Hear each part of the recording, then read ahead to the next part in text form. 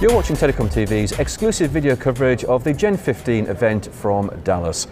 And I'm joined now by Stuart McClure, who is the founder and CEO of Cylance. Stuart, thanks for joining us on Telecom TV. Thank you, Guy. Yeah. The title of a panel you were on this week at GEN15 is a fascinating title. It's time for a genuine reality check on cyber security. Why do we need a reality check? Well, I think because we're all in fantasy land, to be quite honest. We all think that nothing really happens. Maybe there isn't a big event, maybe there is. We get reminded sometimes with these big breaches and whatnot, but if it's not happening to you, you sort of think you're completely protected. You don't really have much to worry about, and so you kind of take your hands off the wheel a bit in terms of thinking about security, especially with, here at GEN15 in terms of what they're doing, what we're doing in the cloud, and open services and bringing it across to carriers. And it really does open up a huge footprint of attack for security. So what's the real state of security within our telecoms networks today? Well, let's say it's in its infancy. Yeah, so we've come a long way, that we absolutely have. But some of the places where we've seen a lot more progress are folks like financial institutions and insurance and things of that nature. Government perhaps a little bit more, but telecom is a little bit behind when it comes to thinking about and architecting security into the core fabric of the solutions that are coming on board, because quite honestly, their number one priority is just speed, right? Getting to market, getting high speed, high bandwidth, right? And available services, things of that nature. And sometimes security is just not built in from the beginning, and that's where it needs to be. Otherwise, if you try and bolt it on, it usually falls off. I mean, we hear this with NFV, it's services decreasing the time to market. But as we move our architectures towards NFV and SDN, will that benefit security? Will that bring benefits? It'll bring benefits, but it's basically more of the same for us in security because, at the end of the day, yes, these new technologies are new ways of managing, let's say, networks and applications and capabilities. But at the end of the day, the attacker goes after where the vital jewels are, and that usually is at the endpoint, whether it be a virtual endpoint or not. So in that sense, the attacks are always going to still go to the endpoint. And the endpoint could be server, it can be a mobile device, it could be a laptop or desktop or just a virtual desktop, anything.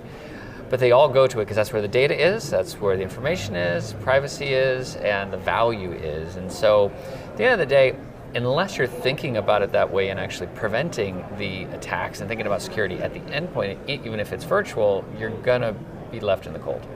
It's got to be like a cost trade-off here, isn't it? Because the operators must be saying, it's going to cost us an awful lot to protect all our endpoints. Is that worth the risk? It's always a balance, right? It's a trade-off between the cost and the risk.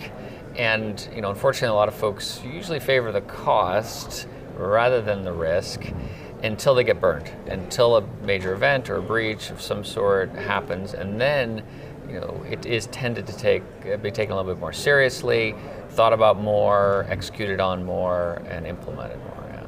So what's your advice to network operators? What should they be doing to mitigate these risks? Well, first and foremost, make sure that you have a security program, a plan in place effectively for not just kind of the operational side of deploying the technologies that you put in place, but actually requiring security in the products that you deploy and build as your platform. Because for them, security is usually an afterthought.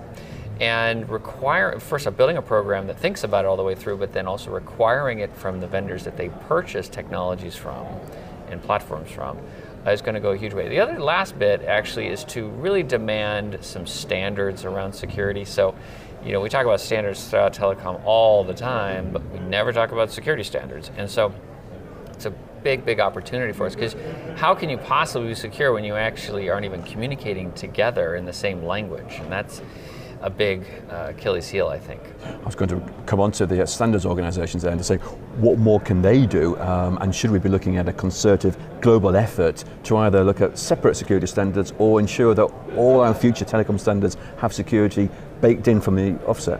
Yeah, absolutely. I mean, there's ripe opportunities to build great standards here.